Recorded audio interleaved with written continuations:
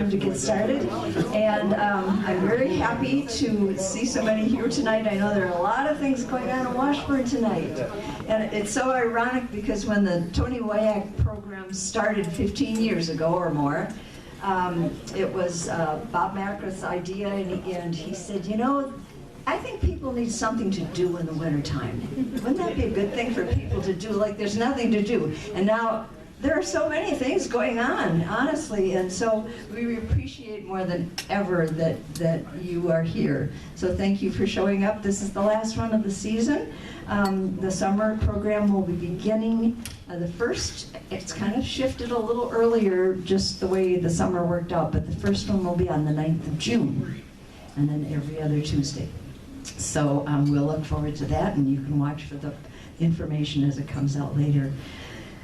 Tonight we are going to hear from Matt Simoneau. He and Lucille Strawn Sells put their heads together and came up with this idea, and I'll let him explain it because I've been trying to explain it to people ever since he told me about it, and I'm not sure I'm getting it right. But I do try to convey a sense of excitement and anticipation about it, because I think it's going to be really wonderful.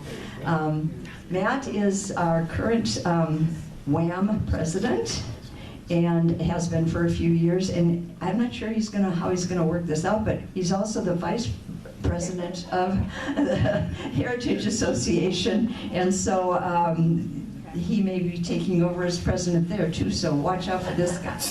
So, but that just means not just to point him out that way, but just to let you know that he loves Washburn, and maybe he can tell you a little bit more about it. Also, if you missed Matt's presentation 2 summers ago on Slabtown, that's one of the programs that you'll be able to look at on our the link on our website. And it's just called Slabtown. And so that was a really wonderful presentation, and you might want to look at that again if you haven't had a chance. So, thank you for coming. Thank you to our hosts here at the Harbor Table who take good care of us. And also thank you to our videographer, Andrew Grimm, who's here every week. And without him, we wouldn't have those programs that we can go to and see again and again. So thank you one and all, and without further ado, Matt Simoneau. Thanks, Jane. Can everyone hear me okay? Yep. Good. Okay, so I think in the flyer that was out, the presentation description was wrong, so this is it. So it's If These Walls Could Talk, the Homes and Histories of Washburn. From Grand Queen Anne's to humble worker cottages, Washburn's houses tell the story of a community built by loggers, merchants, fishermen, and families who helped shape the town's identity. This presentation explores the architectural styles that define Washburn's neighborhoods, from early boomtown homes to post-war designs, and reveals the lives and legacies of the people who lived within them. So these are the stories that connect architecture, industry, and community spirit across more than a century of Washburn history. So this is a picture of Lucille. She couldn't be here. Lucille is an architect, and she has a house down in Slabtown right by me. She also lives in Milwaukee, outside of Milwaukee. I am a former building inspector, so the two of us had some really interesting conversations about the different housing stock here in Washburn. So, brief disclaimer, we did our best. The records are vague at best. When you go back and start searching these old documents, they actually used to use dwelling numbers instead of addresses. And I'll show you an example of that one. And they also, in the census, used locations. They would actually say the house on the north side of the street between 4th between 5th and 6th Avenue. So they were that vague. Changes in addressing, and I'll show some examples of that from when the town was originally platted to what those addresses are now. Inaccurate spelling of names. Remember, in the census, they were walking around literally writing people's names down, so there's some misspellings there as well that we had to figure out. Small lot sizes, as you know from the history of Washburn, it was kind of divided up certain areas into very tiny lots to make it look like there was more population so we could get the county seat. And moving houses. Did I just lose this? Oh, was the battery dead? Where's our sound people? Okay. Now we're back? We're back, okay. Yeah, I'm usually on the sound crew, so weird for me to hear. There we go. And back then too, people used to move houses a lot. That was a very common thing, and that's why sometimes you see some of these kind of less than desirable foundations, because people would actually move their houses. You own the house, but they would move it to a different lot. And then we did our best to respect the family. So I know you're going to hear some names that maybe some of you know more about than we do. So please talk to me after. We just want to make sure that things are as accurate as possible. So as I mentioned, Lucille and I started talking, and I mentioned to her, I said, there's not two houses in Washburn that are the same.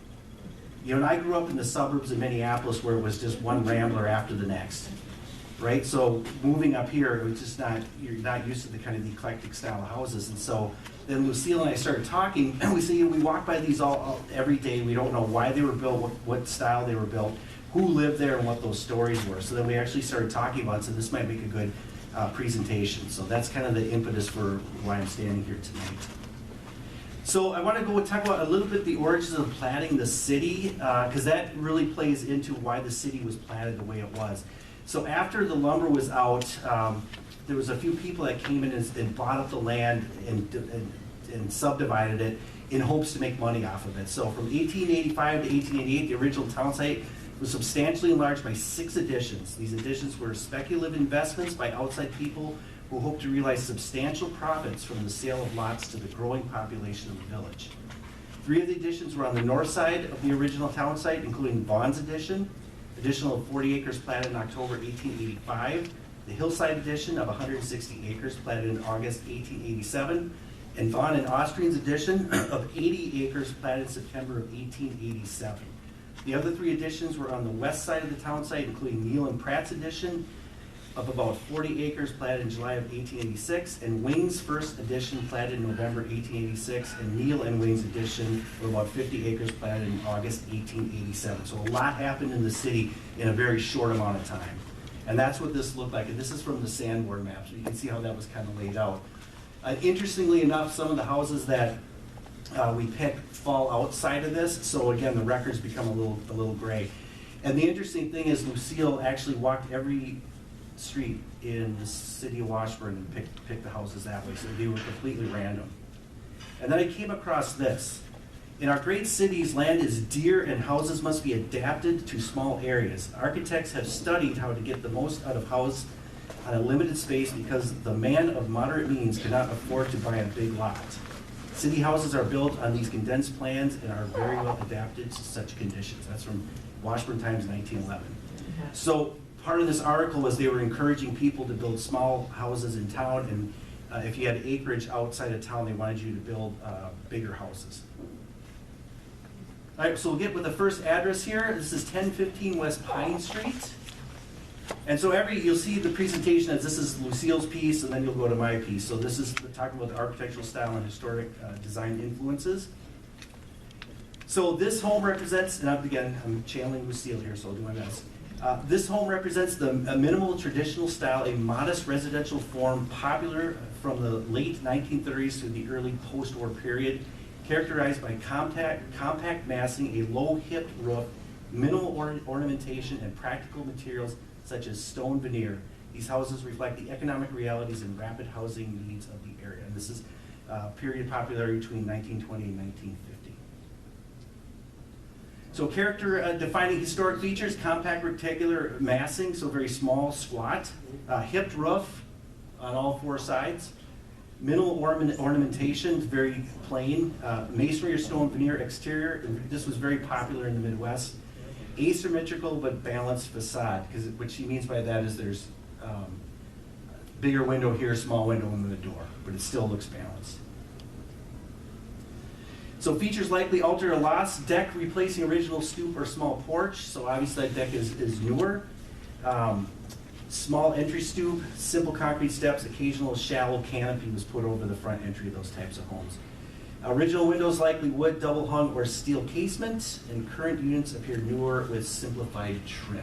So it's obviously had a couple of some remodeling done to it. So who lived there? Interestingly enough, so this map, thank you Susan, is from the Washburn Area Museum, and we don't know the date on it or who actually drew it. But it was kind of that slab town area, and this house actually showed up as house number 6 there on this map, and it's a Burgo. Yep, Joseph Burgo, and this is according to the 1930 census. He had a wife, there was no name. 3 sons and a daughter, French-Canadian. He was a laborer, and the home was valued at $1,500 in 1930. Yeah, imagine that. Part of the Neal and Pratt addition was built in 1920, and numerous people have told me over the years there was always cows, chickens, and goats around that house. It was almost kind of a mini farm, and it literally is the last house, very remote there on Pine Street. So a little about Joe Burgo. Their daughter got married to Leo Enough, son of Mr. and Mrs. John Enough. It was at the Catholic Church here in Washburn. They had a baby boy, and Joe unfortunately lost 3 fingers at work. Yep. So the baby was born in 1907. He lost his fingers in 1908, and the wedding was in 1921. So also, according to the 1950 census, and other people have told me, George Herrick lived there, and he died in the DuPont explosion October 1952, along with 7 other people. A little bit about that, the Nitramix plant was completely destroyed by an explosion of unknown origin. 8 lives were lost. All were local men except for 1 who lived in Mason. This was the worst explosion in the history of Barksdale, and it broke the safety record established over 5 years at the time.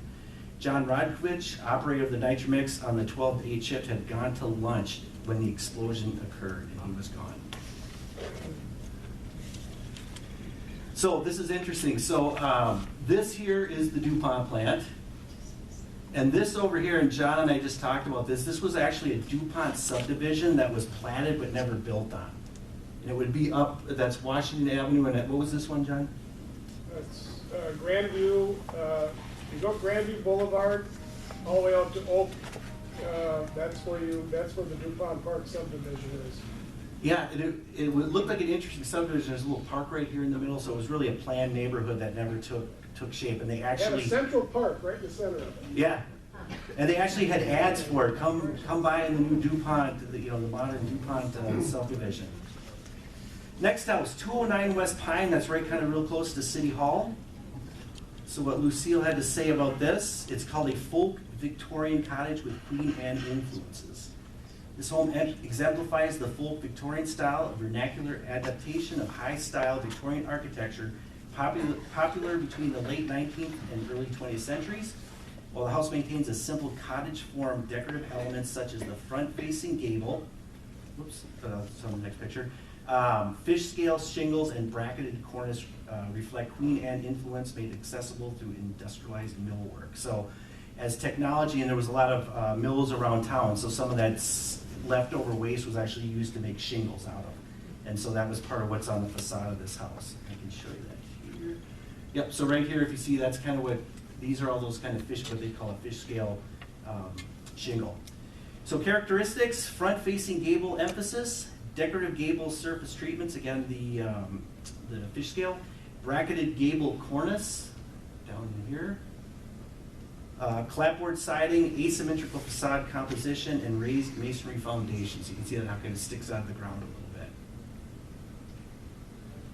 Features likely altered or lost, original porch configuration, current porch appears simplified and likely rebuilt. So what Lucille said, it probably had more of a grander porch, maybe with some sort of a overhang over it at the time. Historically, this house probably had turned posts or chamfered posts, decorative brackets, and possibly spindle frieze or ornamental railing. So again, those Queen Anne's had a really big, were a little more fancy than what's shown here right now today. Possible loss of additional decorative trim at window heads or porch. So a lot of times on these old houses, you'd see decorations above the windows. Window replacements, original windows likely wood double hung with narrow mutton profile, so thinner, taller windows.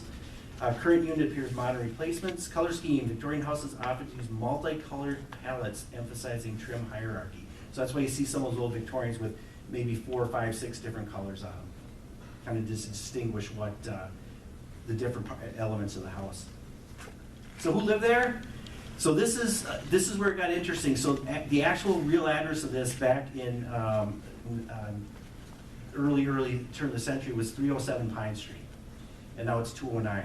It was part of the Neal and Pratt edition. It was built in 1885, and this actually shows up on the one of the original Sanborn maps right here. Who lived there? 3 guys named Ole, if you can believe it. So, and that's what also made this difficult. Do you know how many Ole Olsons there were in Washburn?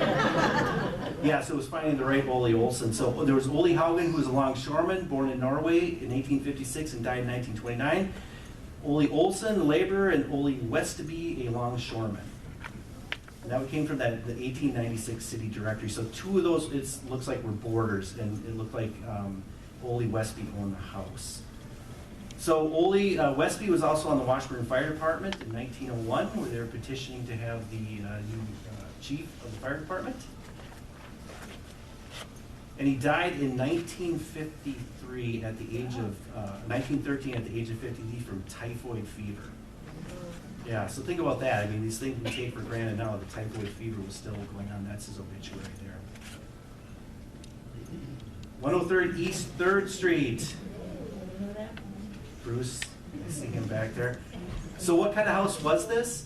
A craftsman bungalow. A lot of times people thought this was a Sears house, but it actually was not. This home reflects the craftsman bungalow style popular in the early 20th century and rooted in the arts and crafts movement, emphasis on natural materials, visible structure, and informal domestic living.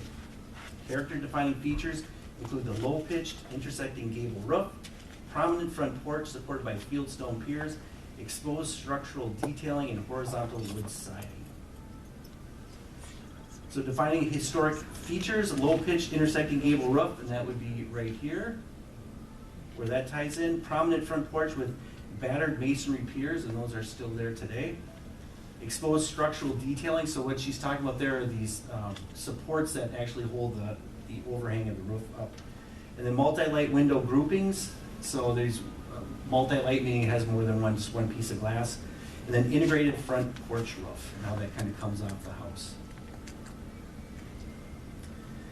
What she said is much is the same. Windows and siding appear original. Masonry piers as a defining feature, and decorative bracketing again at the large overhangs. So, who lived there besides Bruce? Built in 1915 by lumber baron Milton A. Sprague as a nuptial gift for his daughter Alice for her marriage to local pharmacist Bernard Weichman. Milton, who founded the Sprague Mill and helped organize Northern State Bank, gave his daughter and son-in-law a functional home with flair. And this is from the 1920 census, and it looks like their mother-in-law Harriet Sprague lived with them.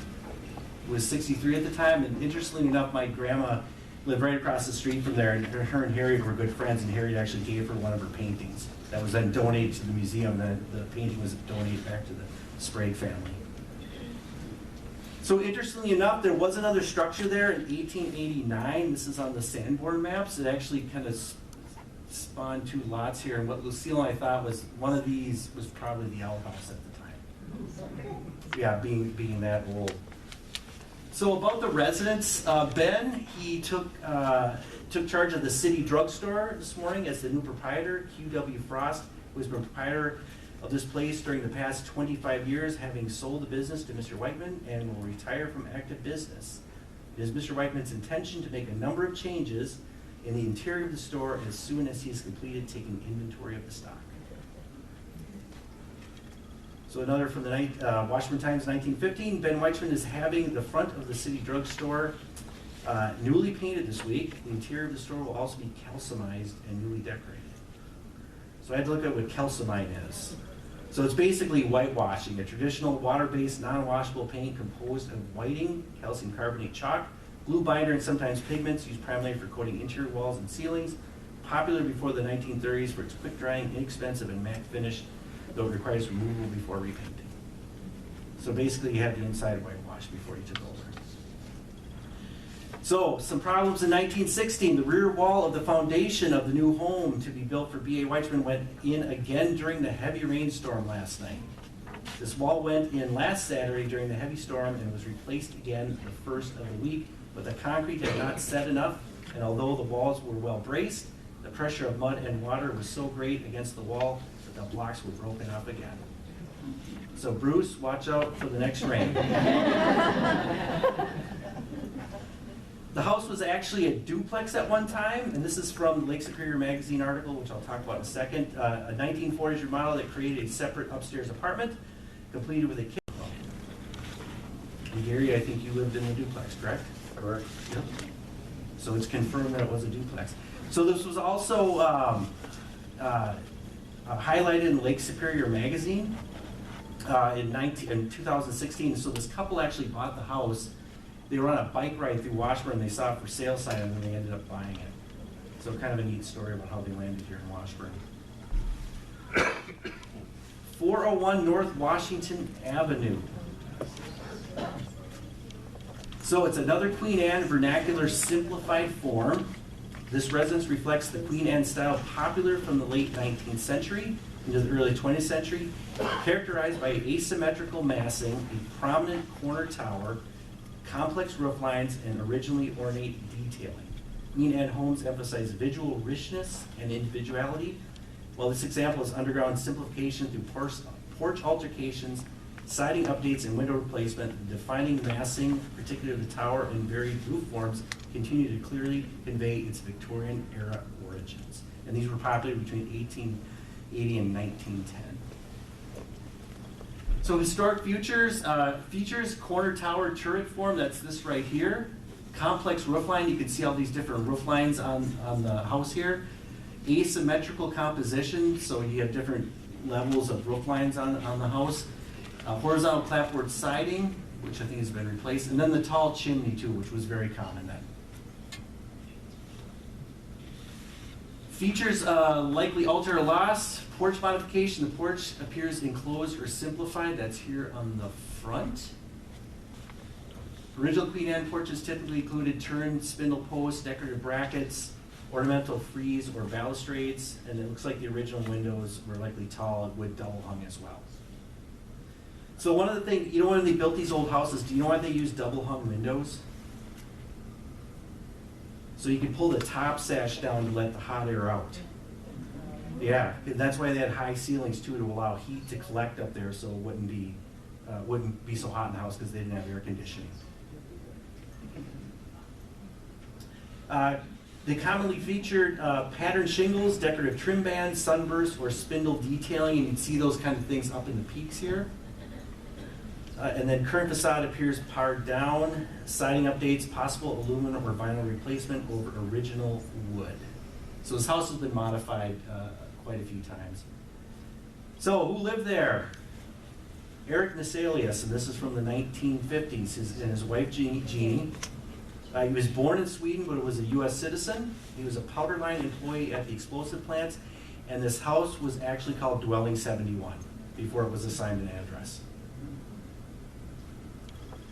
So it's some tragedy. They did have a baby daughter die back in, I think this was 1917. And this is interesting too. So here's his World War I draft card, right, which all men were required to do. And then here's his World War II draft card. So think about that as somebody living in this town, you know, first the war to end all wars, filling out a draft card for that, and then flash forward and now filling out another draft card. Of course, he was not of age at this point, but to have to do that twice in your life has got to be pretty significant for somebody. 17 East 4th Street. That house, I've been told, and not really sure, not this one, but the one before, is that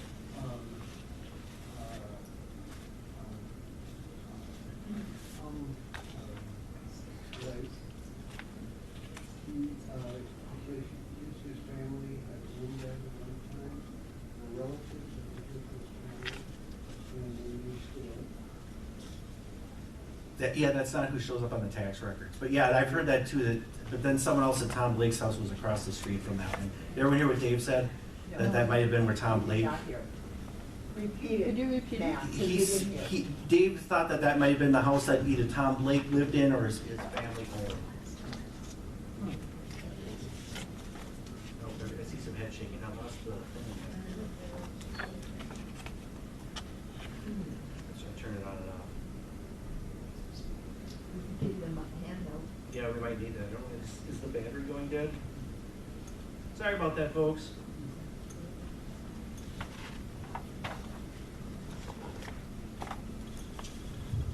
There we go, technology. How's that? Okay. So anyway, 17 East 4th Street. I hate microphones. Whoops, went the wrong way. Queen Anne Cottage with Italianate influence in tower roof form, and I'll show that on the next slide. This residence reflects the Queen Anne cottage style popular in the late 19th century, characterized by asymmetrical massing, a prominent corner tower with a distinctive curved cap. Steep front-facing gables and decorative shingle work, Queen Anne homes emphasize verticality and visual richness. Although this example has undergone significant alterations, including porch enclosure, window replacement, and siding updates, the defining massing and tower element clearly communicate its Victorian origins. And this was popular from 1885 to 1910. So what she's talking about here with that Italian style is this curved area here. And this is, I think, the only house in Washburn that has that. And typically on an old house like this, of this style, you would see up on this top flat part, you would see like a wrought iron railing, maybe 8 to 12 inches that went all the way around. It was strictly decorative. And a lot of times on top of that, you'd also see a lightning rod. Yeah, that obviously it's missing from this one. Again, it's asymmetrical massing, how kind of nothing really fits together. It's all different. The big corner tower. Decorative shingle gable, which is still pretty much original here. You can kind of see the fish scaling on that one. And then the 2-story vertical proportion. So it's got these kind of really different areas of proportion between the two roof lines. Features lost. Original porch. Present porch appears enclosed or rebuilt. So just like that other house, this was mostly more likely an open porch with a lot of decorative rails and things like that. Turned posts, decorative spindle work, and open railing. Original windows, likely tall, narrow, wood double hung windows again. So again, as technology happened in the turn of the century with the advent of air conditioning, that allowed people to change the way they built houses, because now you could just heat and cool the house with brute force. When they built houses back then, they had to figure out how they were going to do it passively to heat and cool that house. So architecture really changed with the advent of air conditioning. Kind of changed the way we built also around the country, like in areas like Phoenix and things. Big expansive growth in the Sun Belt because of something as simple as air conditioning. And in this one, you can see it has an air conditioner hanging out of the window. Surface detailing, Queen Anne homes typically featured multiple siding textures, decorative trim boards, bands, and ornamental brackets and sunbursts. Again, you'd see those kind of features on top of the windows here and up in the gables there as well. Color scheme, Victorian homes use multi-tone palettes to highlight trim hierarchy is the other one. Current bold scheme is a modern reinterpretation. So somebody did try to paint this a couple of different colors to make it look a little more authentic. So who lived there? Again, this is interesting. This one actually shows up on the Sanborn maps in 1909. So this is one of the original platted areas, and there it is right there. So very interesting. Gustav A. Herring was born in Chippewa Falls on April 2nd, 1887, the son of Paul Herring. In May 1897, when he was 20 years old, he came to Washburn, where he went into the cigar manufacturing business. In 1915, he opened a confectionery in a building he constructed at 26 Bayfield Street East, continuing to manufacturing cigars as a sideline. Towards the end of World War I, he married Amanda Gunther of Milwaukee. They moved to Chippewa Falls, where they operated a restaurant for several years. They then returned to Washburn, where he again manufactured cigars and also owned several businesses and rental properties in the cities. He was active in local politics, serving as the mayor from 1908 to 1910. He died December 4th, 1961, and again, the Herring House is located at 17 4th Street East. In October 1931, the Goody Shop, confectionery, soda fountain, and lunch shop opened in the Herring Building at 26 Bayfield Street East. This is where this gets interesting. So William Freeman has purchased the McIntyre residence on the East 5th Street from G.A. Herring, and Mr. Herring has purchased the Freeman residence on 4th Street. In other words, they have traded. Mr. Freeman has moved his family into his home. So we're wondering if that was some sort of a bet that had gone wrong and they had to trade houses. So Gus Herring will put a cigar stand at the corner of Washington Avenue and Bayfield Street. Mr. Herring will keep his place in the arcade block, and the new store will be an addition to his business interests. This branching out indicates that Mr. Herring is there's a little typo here, successful of his business ventures. And that's a picture of the cigar store. Mr. Herring runs 2 stores. He carries a fine line of tobaccos, pipes, and smoker's goods in connection with his factory, and his other store makes a specialty of confectionery and school supplies. So he's trying to, and one of the ads I found was, it says the headlight is a good smoke, try it. So I had to look up what is headlight, and it took me a while, headlight tobacco, so it was actually, this is actually the logo that Headlight Tobacco used back in the old days. Yeah, kind of neat. So Herring, he was also mayor of the town, not very long, but I think he served for a couple of terms as mayor. So what's interesting, again, these unassuming houses you walk by, you really didn't understand like who lived there, and that this person actually owned businesses and was the mayor. So the building at 26 East Bayfield Street that he built was also the Rainbow Grill, children's shop, Walden's Family Apparel, and now it currently serves as the Napa Auto Store. So here's the Rainbow Grill in 1947. Any people remember that? Yep. And then here's what it looks like now. I apologize, this isn't the greatest picture, but it's now the Napa Auto Parts Store. 131 East 4th Street. That's a recognizable house. I think many people have seen that one. So what was it? The Queen Anne again. This is a transitional example. This residence exemplifies the Queen Anne style, popular from the late 19th century through the early 20th century, characterized by asymmetrical massing, intersecting roof lines, projecting corner bay, and an arched gable window. Queen Anne homes emphasize vertically and picturesque composition. Although the porch detailing and windows have been simplified over time, the underlying Victorian massing remains clearly legible, preserving the building's historic identity. And this was popular between the 1880s and 1910. So some of the characteristics, asymmetrical massing, again, same as that other house. You got these different heights, different widths, different lengths, things like that. Arched window in the upper gable, way up here. Kind of interesting feature, steep intersecting roof lines. You see that through here. Wraparound porch footprint, and you can see that how it went around. At one point, she was guessing this probably had a curved porch on it, like you'd see on some of those old houses. Prominent corner bay with vertical emphasis. While not a full turret, this is a strong Queen Anne volumetric feature. So that's this right here.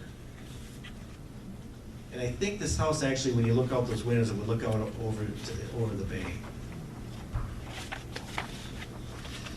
Features likely altered or lost. Porch detailing, current porch posts are simple and turned down in detail. And again, Lucille and I talked about these are kind of those posts you could buy at like Home Depot or Menards, something like that. Originally likely featured turned spindle posts, decorative brackets. A lot of times on those old houses you'd see these kind of corner brackets in between the posts, like little, they almost look like wagon wheels, kind of on that. Spindle frieze and more delicate balustrade. Present porch success, early 20th century simplification, possible colonial revival influence. Another feature originally might have been lost. Original facade may have included patterned shingle bands. Again, things like up here, different cut shingles, different styles of shingles, kind of to set those apart. Decorative trim panels and gable ornament, again, up here at the top. Window replacements, again, original windows, likely tall wood and double hung. So who lived there?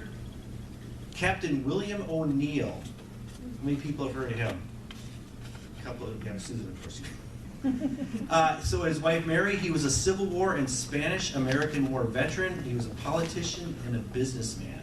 So he was born in Scott on September 20th, 1848. In the fall of 1861, when he was 13 years old, he misrepresented his age to enlist in the Army. Yeah, in 1862, he was sent home because of illness, but rejoined the Army in June of 1862. He participated in several important battles during the Civil War, and he was mustered out on July 30th, 1865. He then engaged in various occupations, principally logging and lumbering in northern Wisconsin. In 1880, he moved to Chippewa Falls, where he married Mary Judge of Sharon, Wisconsin. The couple moved to Eau Claire and then to Washburn in 1886, where he opened a mercantile business. He served as chairman of the town board and supervisors, or mayor, for several terms, and was elected to the Wisconsin State Assembly for the 1893 and 1895 sessions. When the United States declared war on Spain in April 1898, he raised a company of volunteers from Washburn and the surrounding area, inducted as Company K into the 4th Infantry Regiment, with him as captain. Returning to Washburn after the war, he reopened his business and was elected to the Wisconsin Senate for the 1901 and 1903 sessions. In 1903, he was appointed superintendent of logging on the Chippewa Indian Reservation at Cass Lake, Minnesota. He died there March 8th, 1917, and was buried in Sharon, Wisconsin with his wife, who had died 2 years previously. So yeah, kind of a big deal. So a little bit about Company K. I found this interesting as well. So on April 25th, Governor Edward Schofield, in response to President McKinley's call for 125,000 volunteers, called upon the National Guard units of the state to volunteer, which they did en masse. In early March, William O'Neill, a Civil War veteran and prominent member of the community, had written to Governor Schofield offering to raise a company of volunteers. When President McKinley issued the call for volunteers, O'Neill presided at a meeting at which 66 men signed a petition pledging ourselves and our honor to the government of the United States and agreed to assist in the war against Spain. O'Neill's offer to raise a company of volunteers was accepted by a telegram from the state adjutant general on Monday, June 20th, with orders to report to Camp Douglas near Toma at once. Many of the signers of the earlier volunteer petition and scattered to the logging camps and other places, and only a few returned. So they had signed up and then kind of had thought about that, thought this might not be such a good idea. The first military drill was held in the afternoon, and the boys did nicely, according to the Times. Isaac Wing of Bayfield, again, as I mentioned, one of the original planners of the town, affluent benefactor of both that community and Washburn, presented the men with blue flannel shirts. Across the front of each shirt, the ladies of Washburn caused a white satin ribbon to be placed bearing the words, "Wing Guards." While the boys gave many rounds of cheers for the generous old gentleman, whose name they have adopted. On Friday evening, June 24th, a tree dance was held for the company at the Opera House, which was largely attended and a splendid success in every aspect.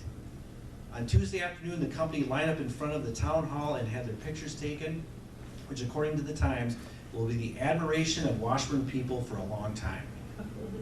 So very interesting that he donated those shirts that were called the Wingmen. So then one of the interesting things too, part of the census was this was outside the census, but still part of it, they enumerated soldiers. So it refers to members of the armed forces who have been counted as residents of a specific locality during a census, as opposed to those deemed temporarily absent or stationed elsewhere. So they went out of their way to kind of keep track of where soldiers were. And this is William O'Neill here. You can see him on the bottom there, Washburn, Wisconsin.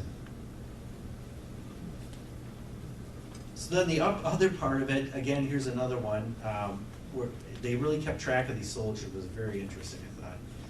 And then they also took stock of surviving soldiers, sailors, Marines, widows, etc. That's the actual title of the census. And you can see him here, again, there, William O'Neill. He was a private, and then mustered out in 1865, spent 4 years. Length of service, yeah. So they really kept record of that. That was interesting to find that. So then he died in 1917 of nephritis, and he was buried in Sharon, Wisconsin. Anyone know what nephritis is? Kidney disease. Yeah, I had to look that one up as well. So. Kidney disease. Yeah, kind of a very interesting character that I didn't know anything about until we actually stumbled upon this. 421 3rd Avenue East, another kind of bungalow here, and this is what Lucille had to say about that. A craftsman bungalow, Tudor influence, Tudor meaning the front, and I'll show the picture again, with stucco in the early 20th century and rooted in the arts and crafts movement. Character-defining features include the broad front-facing gable, decorative half timbering, wide overhanging eaves with exposed rafter tails, and full-width front porch supported by substantial columns. The use of mixed materials, stucco, wood, trim, and masonry reflect the craftsman's emphasis on texture and handcrafted expression. These were popular between 1905 and 1930. So here's what she's talking about with the Tudor, the mix of stucco and timber. Again, low-pitched front-facing gable, decorative half timbering and gable, here as well. Full-width front porch, mixed material facade, and grouped upper windows. Very unusual feature right here. So there's a room actually above that porch. She says much is the same. Windows and siding appear original. Potential repair or renovation of stucco work and decorative and masonry columns. So these masonry columns here, and then the stucco again on that. So who lived there? Andrew and Helen Lean. Again, this is part of Vaughn's edition. He was a clothier and clerk. And this is also interesting. M.A. Sprague and wife to Andrew L. I. Lean, Lot 13, Block 21, Vaughan and Austrian's edition, Washburn. They sold the lot to them for $500. So Andrew Lean was born on December 2nd, 1870 in Mount Horeb, the son of Andrew and Julia Anderson Lean. The family moved to Manitowoc and in 1880 to River Falls. He graduated from high school in River Falls and then completed a business course. In March 1896, he came to Washburn and entered the clothing business with his brother and another partner. In January 1905, he bought out his partners, continuing the business in a store he built in 1910 at 144 Bayfield Street West until 1929. In April 1933, he was elected city clerk, continuing in that position until his retirement in May 1953. He was a member of the Masonic and Knights, fraternal lodges, serving in important offices in both organizations. He married Helen Olson in River Falls in 1897. He died October 1, 1956. So a large crew of men are at work on the new Lean building. The work is going rapidly. So in the summer of 1910, Lean constructed a new building for his clothing store at 144 Bayfield Street West, the last building to be constructed of local brownstone. Facade only in Washburn from Smith and Babcock's Washburn Stone Quarry Company. Yeah, last one in Washburn. One significant change that should be noted was the move of the post office from the west half of the Union Block to the Lean building and at 144 Bayfield Street. The federal government leased the building from the Lean family. So when I was a kid, I remember my grandma lived over here. We'd walk over to the post office. That's where I remember the original post office. You can see the post box out in front of that as well. One other interesting feature that Lucille, let me back up here for a second, pointed out, this area up here, these little blocks, those are actually glass blocks that are held together with lead. So it's like a leaded window of glass blocks, and it was to let natural light in the building. And so as the building progressed throughout the years, this is when it was after the Small World restaurant, it's been bricked in. Just because lead was expensive, those windows were expensive to maintain, so they actually bricked this in. So again, at one point, this was the Small World restaurant, and Coco's as we know it today. Building almost looks very similar to what it was when it was actually built. 401 West 6th Street, and this is the house that was actually, in the census said, north side of the street between 5th and 6th. So it was hard to figure out what the actual address was of this one. So what was it? Colonial revival, simplified vernacular form. This residence reflects the simplified colonial revival style with American foursquare influences, popular in the early 20th century. Characterized by boxy two-story massing, low-hipped roof, symmetrical window placement, and a modest classical entry portico. Colonial revival homes emphasize proportion and restraint, so they're a little less fancy. And this was popular 1890 to 1950s. So here's some of the characteristics. Again, boxy, two-story, low-hipped roof. As you can see here, it's hipped on 4 sides. Symmetrical window placement. So all the windows kind of line up on the front side there. Shutters, small entry portico, and minimal ornamentation. So a very kind of plain, simple house. Features that were lost, window and paint, likely replacement vinyl units on the 2nd level. That's how architects, that's the 2nd level, O2. So yeah, different windows up there. Some original windows appear to remain down here on the 1st floor. Colonial Revival homes often use muted historic palettes, so kind of just muted colors. Porch and entry, current entry canopy appears simplified. Most likely this was not the original porch on that house. Probably had a bigger porch that went across the whole front here. Originally have had a floor with porch, if early 4-square influence, and one or more refined classical trim. So again, when those things rotted off and there weren't the crafts people around to replace them, people just simply replaced them with whatever they could kind of get their hands on. So who lived there? Alvin and Melvina Lowe, and this is according to the 1940 or 1950 census. The house was built in 1940. Alvin was a crystal layer, which is a specialized, hazardous, and highly skilled role involving the handling, layering, or crystallizing of high explosive materials such as TNT, RDX, or PETF. And his son George was a laborer at DuPont, so they both worked at DuPont. This is the 1950 census. You can see he lived with his, Alvin with his wife and his son. And again, they both work at the explosive plant. Washburn Times, 1914. He was part of an English class. So we were trying to figure out what that meant. Was he an English language learner or was this something else? And that was all it said. It just said English class and listed these students. And at this time, he was obviously not at high school age. 1921, the marriage of Alvin Lowe, son of Mr. and Mrs. Hans Lowe, and Miss Nina Lamoureux, daughter of Mr. and Mrs. Joe Lamoureux, were solemnized in the Duluth Thursday. So they got married in Duluth, which I thought was really interesting at the time. And this is kind of cool. His wife was the lunch lady at the school. This is from the Washburn High School yearbook, 1957. So yeah, I thought, you think about the influences some of these people had that we don't really know about. Look at her big smile on her face, and how many kids she probably cheered up their day, every day going through high school.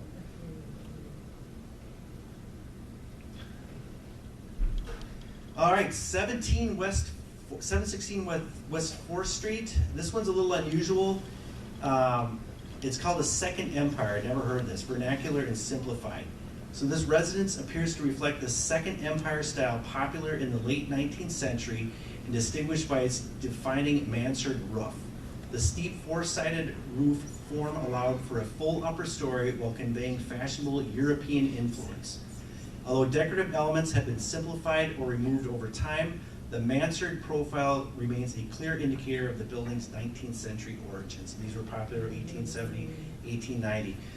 And a mansard roof, and this is the only one in town. It's got, you can see how the 2nd floor is actually part of the roof structure.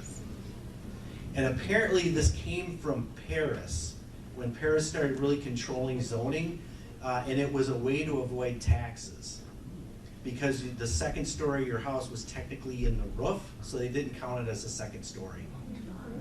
Yeah, interesting. So it makes me wonder, was this some sort of a, was there some sort of a tax thing going on? If you had a 2-story house, you got taxed for it, and they said, no, this is actually my roof. So it was hidden within that mansard roof. 4-sided steep slopes, nearly vertical appearance. Allows a full 2nd story within the roof, and this was a signature of the Second Empire style. And this, again, is the only mansard roof in Washburn. And that's why Lucille kind of picked this one out, very unusual. Historic features, dormers set into the mansard. You can see how the dormers are there in the actual roof line. Compact vertical form, roof cupola with vent with weather vane. So that was very traditional as well. The cupola up there with a weather vane up there. I wish the picture was a little bit better so we could see what that weather vane was. And again, vertical emphasis.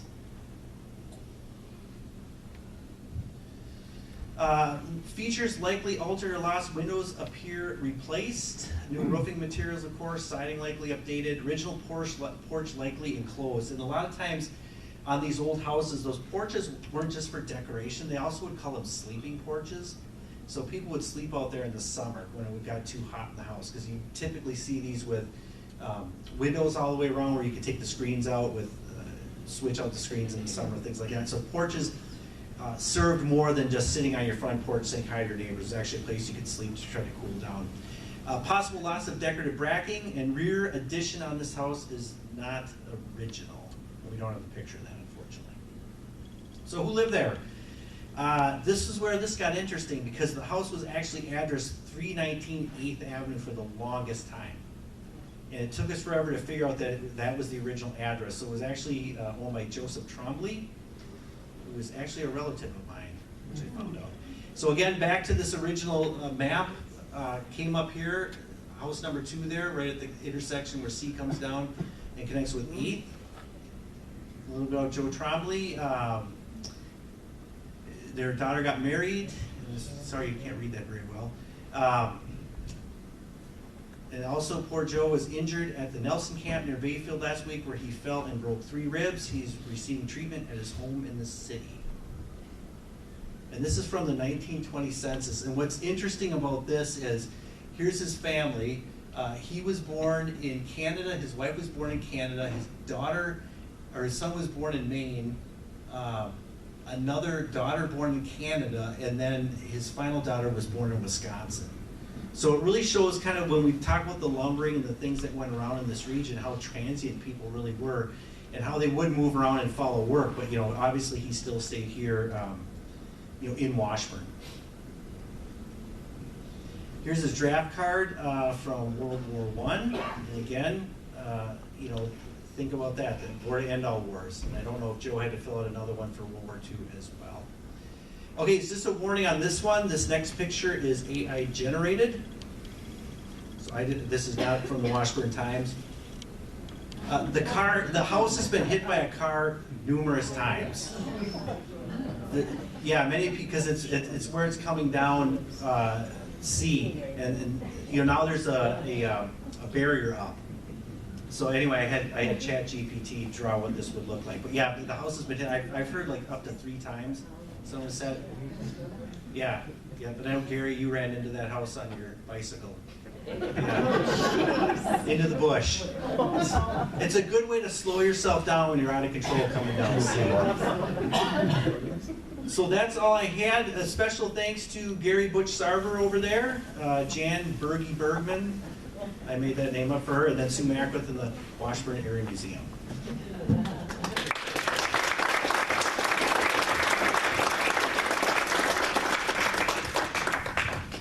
All right. Oh, wait, I got one more thing. Yeah. Sorry, shameless plug. So the Washburn Area Museum is selling raffle tickets. To help we have to pay rent, and we have to keep the exhibits up to date and everything. So Janine is selling raffle tickets back there. You have a chance of winning grand prize, I think $5,000, and then $1,000, $2,000, and then a bunch of $100 prizes.